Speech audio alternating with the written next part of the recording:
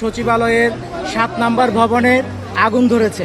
এটা কোনো পরিকল্পনা আছে, এটা পরিকল্পিতভাবে কোনো আগুনটা লাগাই দিছে। ভিতরে যত নথিপত্র আছে এটা পুড়ে গেছে। সচিবালয়ে আজ গভীর রাতে ভয়াবহভাবে আগুন লেগিয়ে দিয়েছে শেখ হাসিনা, শেখ পরিবার এবং আওয়ামী লীগের অসভ্য। তারা তথ্য মন্ত্রণালয়, এলজিইডি মন্ত্রণালয়, আপনার এই যে কি বলে আপনার নাহিদ এবং আসিফদের যে মন্ত্রণালয়গুলো রয়েছে তাদের নিয়ন্ত্রিত সেই মন্ত্রণালয়গুলোতে আগুনের ভয়াবহতা আজকে তাদের এই মন্ত্রণালয়ের গুরুত্বপূর্ণ নথিপত্র সহ এই সচিবালয়ের নথিপত্রগুলো মুছে দেওয়ার জন্য আওয়ামী লীগের দুর্নীতির টাকা পয়সা লোপাট করা এই জিনিসগুলোর তথ্যকে মুছে ফেলার জন্য আমাদের বিজ্ঞানী আইটি বিজ্ঞানী জয় ওখান থেকে বললো যে আমাদের পরিবারের ইয়ার কোনো প্রমাণ নাই। তো প্রমাণ কোথায় আছে? সচিবালয়ে। যে সমস্ত টেন্ডারের মধ্যে যেগুলো জিনিস হয়েছে আগুন লাগাই দিচ্ছে সাথে সাথে। যারা এই সচিবালয় পাহারা দেয়, পুলিশ প্রশাসন সবই প্রায় অর্ধেক ছাত্রলীগের। আগুনের চিত্রটা আপনারা দেখেন, বিভিন্ন জায়গায় পর্যটন থেকে আগুন লাগানো হয়েছে। গুরুত্বপূর্ণ স্তরগুলা যেখানে বাংলাদেশের বিভিন্ন সিক্রেট কাগজ রয়েছে, বিভিন্ন অফিসে আদালতের বিভিন্ন ইম্পর্টেন্ট জিনিস রয়েছে, সেখানে আগুন হয়েছে। এটা পরিকল্পিতভাবে আগুন লাগানো হয়েছে। এটা নিশ্চয়ই এটা ষড়যন্ত্রমূলকভাবে এবং পরিকল্পিতভাবে আগুন লাগানো হয়েছে। একটা গাড়িওয়ালা তো সে যদি নাই জানে তাহলে তো অন্তত স্লো করে সে দেখতে যাবে যে বিষয়টা কি হয়েছে। কিন্তু সে কি করলো, ডাইরেক্ট এত জোরে ধাক্কা দিছে ফায়ার সার্ভিস কর্মীকে, উনি কিন্তু কয়েক হাত ছিটকে গিয়ে পড়ছে। কিন্তু এটা যদি পরিকল্পিত না হয় তাহলে কিভাবে সম্ভব? সম্পূর্ণ আমাদের ধারণা এটা পরিকল্পিত। সচিবালয়ের আগুন পরিকল্পিতভাবে লাগানো হয়েছে, আর না হয় সচিবালয়ের আগুন নেভানোর জন্য কর্মরত একজন ফায়ার সার্ভিস কর্মীকে ট্রাক থেকে যেইভাবে ধাক্কা দিয়ে জায়গায় একেবারে মার্ডার করে ফেলানো হয়েছে, এটা পরিকল্পনা ছাড়া আর কিছু হতে পারে না। এবং উপদেষ্টা আসিফ নাহিদদের যেই মন্ত্রণালয় অর্থাৎ তথ্য মন্ত্রণালয়, বিশেষ করে সেই তথ্য মন্ত্রণালয়ের যেই ভবন, সেই ভবনে একেবারে আগুন লেগে জ্বলে পুড়ে সব কিছু ছারখার হয়ে গিয়েছে। এবং সেই ভবনে দীর্ঘ 1.5 দশক ধরে যত বাংলাদেশে দুর্নীতি, চাঁদাবাজি, লুটপাট যা কিছু হয়েছে সেগুলোর প্রমাণাদি সেই ভবনের মধ্যে ছিল। আর যেগুলো এই অগ্নিকাণ্ডের ঘটনায় একেবারে জ্বলে পুড়ে ছারখার হয়ে গিয়েছে। তো এর মাধ্যমেই বোঝা যায় যে এই আগুন এমনি লাগেনি, পরিকল্পিতভাবে এই আগুন লাগানো হয়েছে। দর্শক, আজকে ভিডিও পুরোপুরি শেষ পর্যন্ত দেখলে এই বিষয়টা আপনারা প্রমাণ সহ জানতে পারবেন। তো এই বিষয়ের কিছু অংশ ভিডিও শুরুতে শিরোনামে আপনারা দেখে এসেছেন, বিস্তারিত দেখবেন পুরো ভিডিও জুড়ে। এই বিষয়গুলো দেখার পূর্বে আপনাদের একটা অনুরোধ করব, যারা আমাদের চ্যানেলে নতুন আসছেন চ্যানেলটি সাবস্ক্রাইব করে অল ক্লিক করে বেল আইকনটি চালু করে দিবেন, তাহলে নিত্য নতুন পরিবেশন করা আলোচিত সংবাদগুলো অটোমেটিকভাবে আপনারা পেয়ে যাবেন। দর্শক, চলুন আমরা দেখব যে সচিবালয়ের এই আগুন যে পরিকল্পিতভাবে লাগানো হয়েছে এবং কারা এর সাথে জড়িত রয়েছে এবং কিভাবে এই আগুন মূলত লাগিয়েছে, এই বিষয় নিয়ে অত্যন্ত গোপন কিছু তথ্য দিয়েছে গোয়েন্দা সংস্থার একজন অফিসার। তার কাছ থেকে আমরা এই বিষয়টা শুনবো। তার পূর্বে আমরা সেই অগ্নিকাণ্ডের ঘটনা যারা প্রত্যক্ষদর্শী, যারা প্রত্যক্ষভাবে সেখানে দেখেছে, তাদের কাছ থেকে আমরা কিছু বর্ণনা শুনে এরপরে আমরা ওই বিষয়টা প্রমাণ সহ দেখব। ধৈর্য ধরে একটা লাইক দিয়ে ভিডিওটি দেখতে থাকুন এবং আপনার মতামত কমেন্টে লিখতে থাকুন। তো টিরাকলা দেখবে যেখানে কি হচ্ছে, এত লোক কেন? কিন্তু এটা যদি পরিকল্পিত নাই হয় তাহলে এইভাবে কেমনে ঘটনা ঘটে? খালি একটি ট্রাক ছিল, একটা খালি ট্রাক সম্পূর্ণ ধাক্কা দিয়ে চলে গেছে চোখের সামনে। এতগুলা মানুষ এখানে কেন? একটা গাড়িওয়ালা তো সে যদি নাই জানে তাহলে তো অন্তত স্লো করে সে দেখতে যাবে যে বিষয়টা কি হয়েছে। কিন্তু সে কি করলো, ডাইরেক্ট এত জোরে ধাক্কা দিছে ফায়ার সার্ভিস কর্মীকে, উনি কিন্তু কয়েক হাত ছিটকে গিয়ে পড়ছে। কিন্তু এটা যদি পরিকল্পিত না হয় তাহলে কিভাবে সম্ভব? সম্পূর্ণ আমাদের ধারণা এটা পরিকল্পিত। এখানে পুলিশ কিন্তু সেটা ওইখান থেকেও কয়েকজন দাঁড় করানোর চেষ্টা করতে পারতো, কিন্তু সেটাও করলো না। সে ব্যাপারে আসার সময় দেখলাম যে এখান থেকে আগুন ধরে রেখেছে 15 থেকে 20 মিনিট আগে। এই সচিবালয়ের সামনে সচিবালয়ে আগুন ধরেছে, তাও তার সামনে দিয়ে এই বড় বড় ট্রাকগুলো এখনও যাচ্ছে কেন? তার তো আরও বাইপাস রাস্তা আছে, সেই বাইপাস রাস্তা দিয়ে তো তারা গাড়ি পার করতে পারতো। তো যে গাড়িগুলো এমনিতেই যে ক্রাইসিস এখানে, তাহলে তো গাড়িগুলো একটু স্লো যাওয়ার কথা। সেখানে পুলিশরা কিছুই করতেছে না যে আপনারা স্লো যান, সামনে একটা অকারেন্স ঘটছে, সামনে একটা সমস্যা হয়েছে, কিছুই তো হচ্ছে না।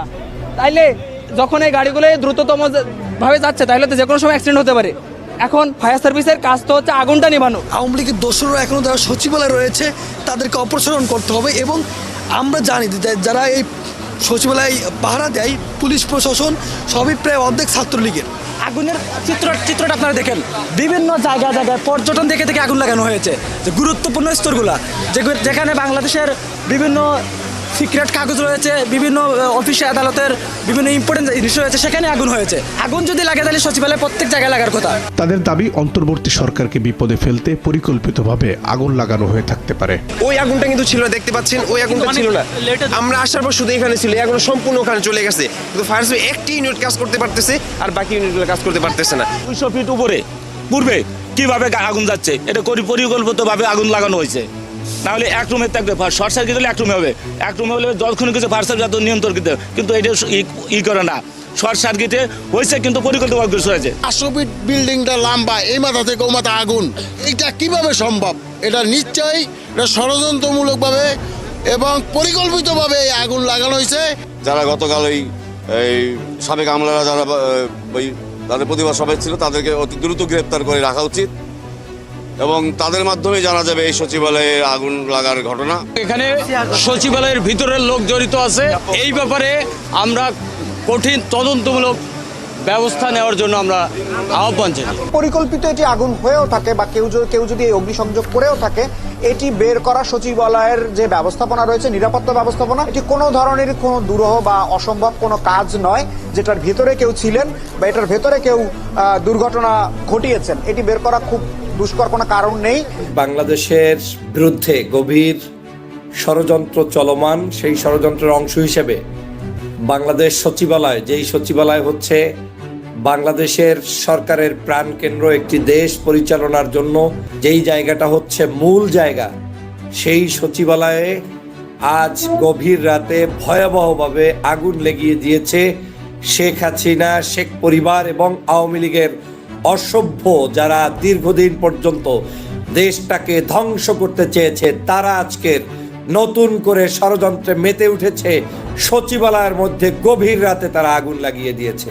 তারা তথ্য মন্ত্রণালয়, এলজিইডি মন্ত্রণালয়, আপনার এই যে কি বলে আপনার নাহিদ এবং আসিফদের যে মন্ত্রণালয়গুলো রয়েছে তাদের নিয়ন্ত্রিত, সেই মন্ত্রণালয়গুলোতে এই মুহূর্তেও আগুন জ্বলছে, আগুন নিয়ন্ত্রণের চেষ্টা চলছে। কিন্তু আগুনের ভয়াবহতা আজকের তাদের এই মন্ত্রণালয়ের গুরুত্বপূর্ণ নথিপত্র সহ এই সচিবালয়ের নথিপত্রগুলো মুছে দেওয়ার জন্য, আওয়ামী লীগের দুর্নীতির টাকা পয়সা লোপাট করা এই জিনিসগুলোর তথ্যকে মুছে ফেলার জন্য এবং ঠিক বাংলাদেশের আগামী দিনের যাতে এই সরকার সুষ্ঠুভাবে চলতে না পারে সেগুলো মুছে দেওয়ার জন্য ভয়াবহভাবে আগুন লাগিয়ে দিয়েছে। শুধু নয়, আগুন নিভানোর জন্য যেই কর্মীটি আগুন নিভাতে অতি ব্যস্ত হয়ে দৌড়াদৌড়ি করছিল, সেই কর্মীকে পিছন থেকে এসে ট্রাক চাপা দিয়ে তাকে মৃত্যুর নিশ্চিত করেছে একজন ট্রাক ড্রাইভার। কিন্তু এই লোক ট্রাক ড্রাইভার না, এই লোক ছাত্রলীগ, আওয়ামী লীগ কিংবা যুবলীগের কর্মী এবং এই ট্রাক ড্রাইভারও ওই আগুন লাগানোর পিছনে জড়িত বলে আমি মনে করি। আজকের দেশ নিয়ে এক কঠিন ভয়াবহ চরম মাত্রার ষড়যন্ত্র চলছে। আজ যেই মুহূর্তে ষড়যন্ত্র চলছে, সেই মুহূর্তে নাকে তৈল দিয়ে আপনারা ঘুমাচ্ছেন। আমি বারবার বলেছি, বাংলাদেশে আওয়ামী লীগ রেখে কোনোদিন আপনি রাষ্ট্র পরিচালনা করতে পারবেন না। এসে দেখি সচিবালয়ে আগুন। অ্যাকচুয়ালি মনে হয় আমরা এটা ডিজার্ভ করি। কি জন্য? কারণ এতদিন ধরে আমরা অনেকেই বলে আসছি যে বাংলাদেশে একটা নাশকতা করার চেষ্টা করা হচ্ছে এবং এটা কন্টিনিউ করবে আনলেস আওয়ামী লীগের দোসর যারা ছিল তাদের হাতে ক্ষমতাটা যেন পাকাপোক্ত হয়ে না আসা পর্যন্ত। সো ওই দিকেই যাচ্ছে এবং সবচেয়ে দুঃখজনক হচ্ছে আমাদের দেশের মধ্যে আমাদের কোনো কি বলে দেশপ্রেম নাই। সিম্পল, এটার কোনো শর্টকাট নাই। আমাদের মধ্যে কোনো অ্যাকচুয়ালি দেশপ্রেম নাই। দেশপ্রেম থাকলে আমরা জেনে বুঝে, এখন যারা এগুলা করতেছে ভারতের আর আমাদের এখানে তাদের লোক দিয়ে নাশকতা করাইতে হয় না। এখানে আমাদের লোকজনই আমাদের নিজেদের দেশের 12টা বাজিতে এখন ওস্তাদ। গোয়েন্দা সংস্থায় যারা আছে, সিনিয়র যে সমস্ত অফিসাররা আছে যারা গুম খুনের সাথে জড়িত, অ্যাকচুয়ালি তারা এটার সাথে জড়িত। যেহেতু গুম খুন করে ইয়ার সাথে যে নামগুলো বের হয়েছে, এবং এটাই তাদের মোটামুটি তাদের অবস্থা কাহিল করে দিছে। এবং এটার পরেই তারা ডেসপারেট যে বাংলাদেশে একটা অস্থির পরিস্থিতি সৃষ্টি করবে, পাবলিক চিল্লাচিল্লি করে বলবে যে আমাদেরকে কি বলে সেনা শাসন দেন, আর সেনা শাসন দিলে সেই পুরনো অফিসার যারা আছে, যারা শেখ হাসিনার দোসর, যাদেরকে জেনারেল ওয়াকার রেখে দিচ্ছে, তারা আবার দেশটা চালাবে। আমি মোটামুটি গ্যারান্টি দিয়ে বলতেছি এইটাই এই দিকেই যাচ্ছে। আমাদের বিজ্ঞানী আইটি বিজ্ঞানী জয় ওখান থেকে বললো যে আমাদের পরিবারের ইয়ার কোনো প্রমাণ নাই। সো প্রমাণ কোথায় আছে? সচিবালয়ে। যে সমস্ত টেন্ডারের মধ্যে যেগুলো জিনিস হয়েছে আগুন লাগাই দিচ্ছে সাথে সাথে। সচিবালয়ের মতো একটা জায়গা, যেটা বাংলাদেশের মধ্যে সব থেকে গুরুত্বপূর্ণ জায়গা, সব থেকে পুরো বাংলাদেশের মধ্যে সব থেকে গুরুত্বপূর্ণ জায়গা, আমাদের শরীরের মধ্যে সব থেকে গুরুত্বপূর্ণ যে জিনিসটা, ঠিক ওরকমভাবে বাংলাদেশের মধ্যে সব থেকে গুরুত্বপূর্ণ জায়গাটা হচ্ছে সচিবালয়। তো এই সচিবালয়ে এই বিশেষ করে দীর্ঘ 1.5 দশক ধরে যত দুর্নীতি, চাঁদাবাজি, লুটপাট, বাংলাদেশে যা কিছু হয়েছে অপকর্ম, এগুলোর প্রমাণ সেখানে জমা করা হয়েছে। কারণ এগুলোর বিরুদ্ধে পদক্ষেপ নেওয়া হবে এবং আইনি যে ব্যবস্থা সেটা নেওয়া হবে, সে কারণে সেই কাগজপত্র ডকুমেন্টগুলো সেখানে জমা করা হয়েছে। এখন এই সচিবালয়ের মতো একটা জায়গায়, বাংলাদেশের সবথেকে গুরুত্বপূর্ণ একটা জায়গায়, সেখানে শেষ রাতে এইভাবে অগ্নিকাণ্ডের ঘটনা, এবং সেটা 2-1 ঘন্টায় এই আগুন নিভতেছে না, এবং ফায়ার সার্ভিস কর্মীরা তারা আগুন নেভানোর চেষ্টা করতেছে, কিন্তু তাদেরকে উল্টোভাবে আরও গাড়ির মাধ্যমে অ্যাক্সিডেন্ট করে জায়গায় মার্ডার করে ফেলানো হচ্ছে। তো তার মানেটা কি? এটা তো আসলে বাংলাদেশের জনগণ বুঝে। এবং এই যে মন্ত্রণালয়, তথ্য মন্ত্রণালয়ের যে ভবন, সেই ভবনে সবথেকে বেশি আগুন লেগেছে, এবং সেই ভবনে যে সমস্ত গুরুত্বপূর্ণ তথ্যগুলো ছিল, সেই তথ্যগুলো জ্বলে পুড়ে ছারখার হয়ে গেছে। তো তাহলে এই অগ্নিকাণ্ডের ঘটনা পরিকল্পিত নাকি এমনি লেগেছে? আর কারা মূলত এই অগ্নিকাণ্ড ঘটনা ঘটিয়েছে, এটা বাংলাদেশের জনগণ বুঝতে বাকি নেই। এজন্যই কিন্তু যারা প্রত্যক্ষদর্শী তারা স্পষ্টভাবে বলতেছে যে এই আগুন পরিকল্পিতভাবে লাগানো হয়েছে, পরিকল্পিতভাবে অগ্নিকাণ্ডের ঘটনা ঘটানো হয়েছে। বিশেষ করে এই যে বিগত সময়ের যে অপকর্মের ডকুমেন্টগুলো, তথ্য, সেগুলো জ্বালিয়ে পুড়িয়ে ছারখার করার জন্যই এই আগুন লাগানো হয়েছে।